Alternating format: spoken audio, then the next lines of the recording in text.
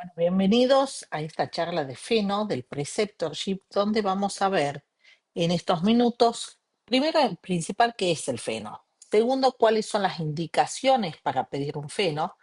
¿Qué dicen las guías acerca del Feno? La interpretación práctica de esto, cómo lo usamos en asma grave como biomarcador y algunos algoritmos para poder usarlo y los mensajes clave. En primer lugar, ¿qué es el Feno y qué mide en el asma?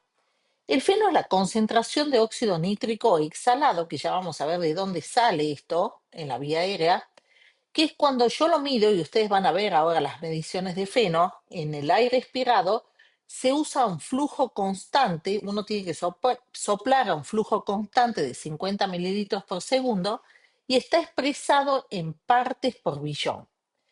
Las características clínicas de esta medición es que es no invasivo, es seguro, se puede usar mucho en niños, en embarazadas, podemos obtener un resultado inmediato, es reproducible, es costo efectivo porque la verdad que optimiza la prescripción, ya lo vamos a ver, nos permite subir, bajar dosis de corticoide inhalado o evaluar si el paciente es adherente al tratamiento y complementa, pero no reemplaza, a la clínica y la espirometría. Entonces, vamos a repasar un poquito de lo que vimos de inflamación. ¿Se acuerdan de la barrera epitelial?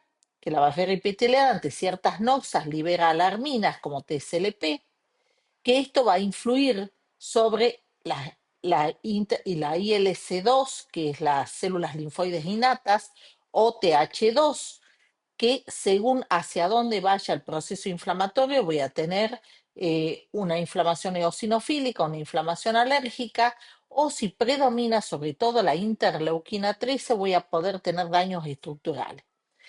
Normalmente las células del epitelio liberan óxido nítrico, pero por acción de la interleuquina 13 se produce esa liberación. Cuando está sobreaumentada la interleuquina 13, voy a tener una sobreproducción de óxido nítrico.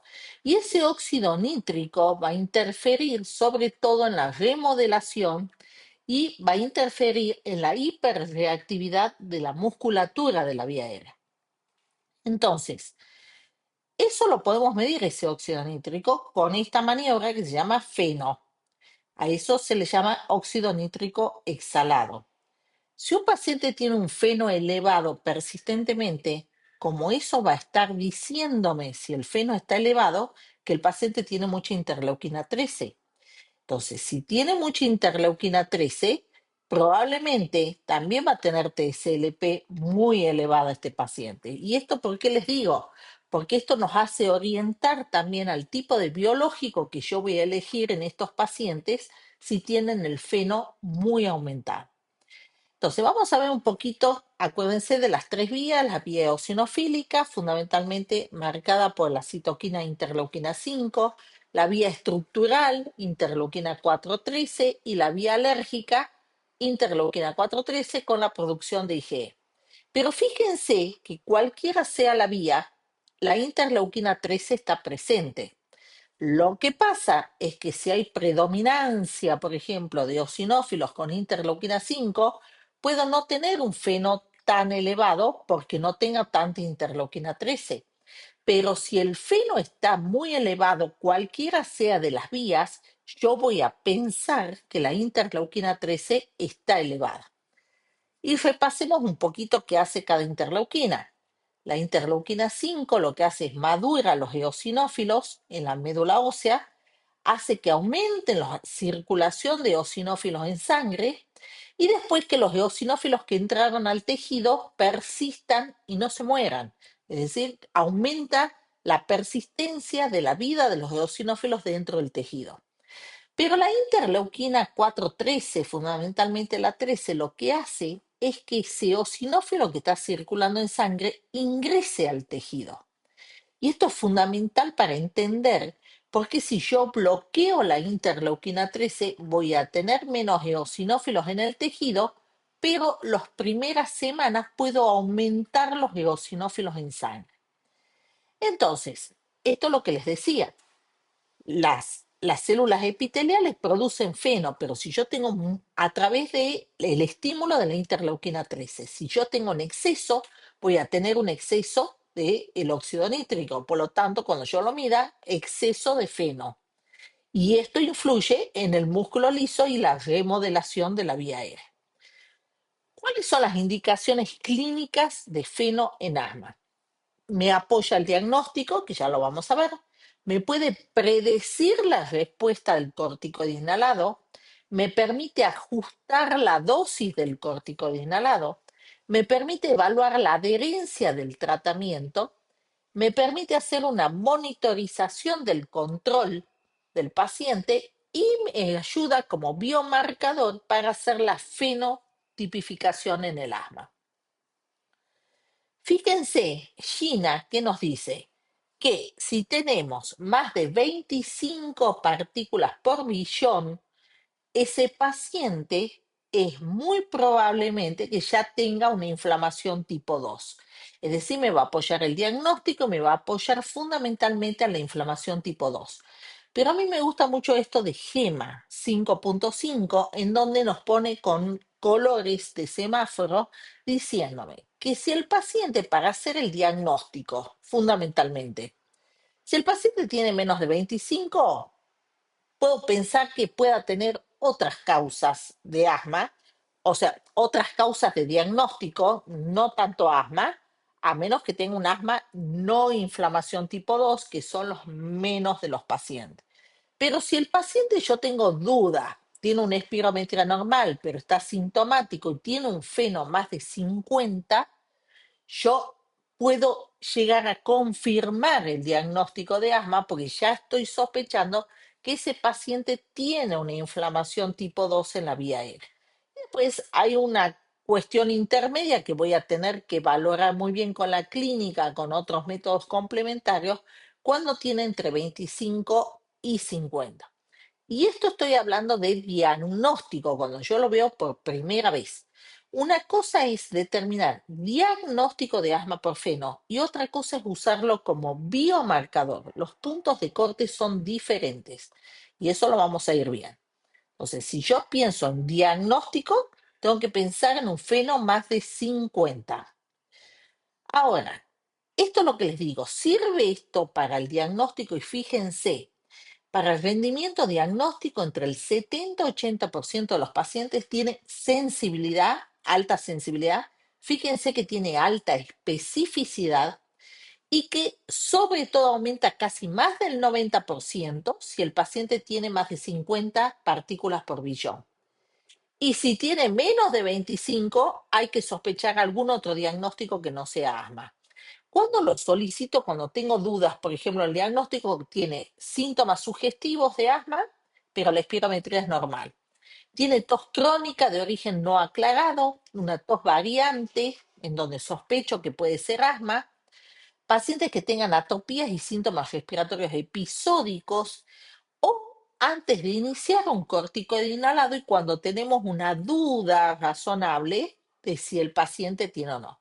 Como nosotros disponemos en nuestros centros de un aparato de feno para medir feno, en realidad a todo paciente asmático le hacemos una medición inicial de feno porque no sabemos en qué momento a futuro vamos a necesitar del feno para medirlos a los pacientes.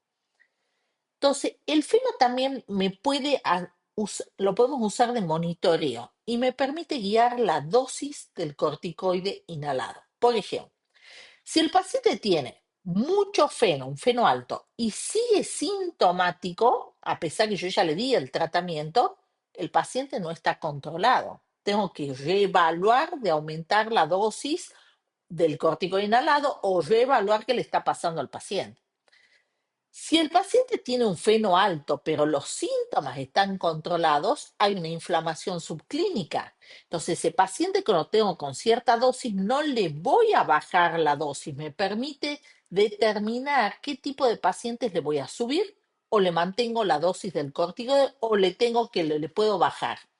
Por ejemplo, ustedes van a tener pacientes en el consultorio, que es lo que hacemos, por eso les digo, le medimos feno. Ese paciente, sobre todo el adolescente, dice, estoy bárbaro, ya no tengo síntomas, estoy muy bien, y ustedes lo tienen con un corticoide inhalado en dosis moderada. Entonces, si por los síntomas del paciente, ¿qué dicen? Bueno, le bajo la dosis del corticoide. Pero si ustedes pudiesen hacerlo en feno y ese feno sigue elevado, ese paciente no le bajen la dosis del corticoide, porque es muy probable que empiece con síntomas y no solamente eso, que haga una exacerbación. Ese paciente deberíamos mantenerle hasta volver a repetir el feno o subir en algunos casos la dosis del corticoide inhalado. Si el paciente está bajo y persiste con síntomas y persiste el feno bajo y el paciente no anda bien con el corticoide inhalado, consideremos que tal vez, y está bien hecho el diagnóstico de asma, puede ser que tenga comorbilidades como rhinosinusitis crónica, poliposis nasal, otras comorbilidades que están empeorando los síntomas, pero no está inflamada la vía aérea inferior. O bien puede ser que sea un paciente con una inflamación no tipo 2.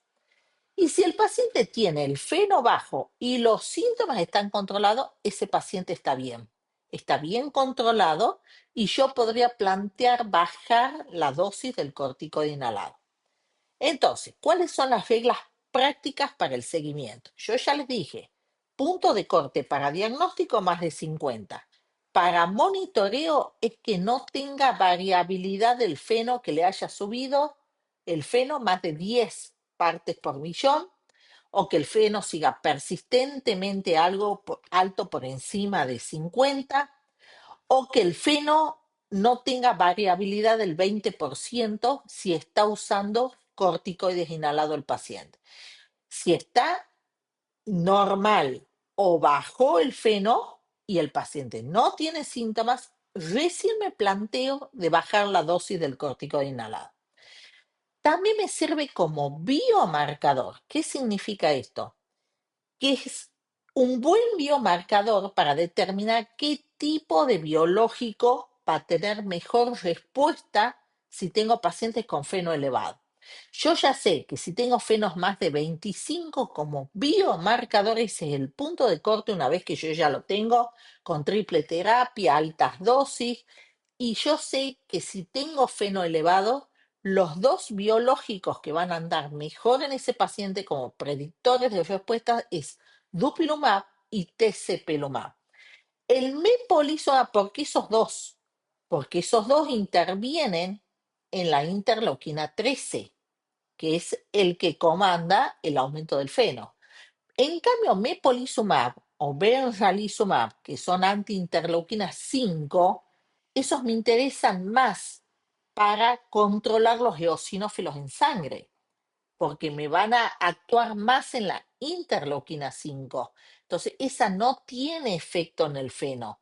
Por lo tanto, en los pacientes eosinofílicos que no tengan un feno elevado, el feno no es un predictor para los biológicos anti-interleuquina 5, pero sí para aquellos que van a actuar en la interleuquina 13. Ahí me sirve como biomarcador el feno.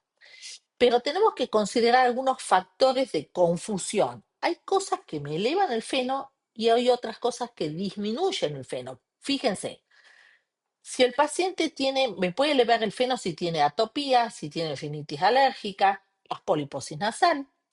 Por eso tengo que considerar las comorbilidades, las infecciones respiratorias recientes, sobre todo las virosis, alimentos ricos en nitrato como espinacas, remolacha, un esfuerzo físico previo a la prueba, que sea mayor de edad, aunque tienen menos efectos, y que sea un ex fumador. En cambio, me disminuye el feno que sea un fumador actual, que use corticoides inhalados. Los corticoides inhalados lo que más baja el feno. Los sistémicos también, pero a veces el paciente no está con sistémico, pero está con altas dosis de corticoide inhalado. Yo lo tengo que suspender previamente a hacer la prueba de feno. Café, alcohol recientes, una broncoconstricción aguda, es decir, que esté en una crisis en ese momento, fibrosis quística e inhibidores de los INOS. Entonces, un feno bajo, ¿sí? Que si el paciente está con corticoides inhalados y yo tengo un feno bajo, no descarta la inflamación tipo 2 porque ya está usando el corticoides inhalado. Entonces, siempre tengo que interpretar la prueba bajo qué tratamiento está usando el paciente. Siempre lo interpreto con la clínica y también me baso en los eosinófilos. ¿Cómo integro esto del feno a la consulta? Primero, si tengo sospecha clínica.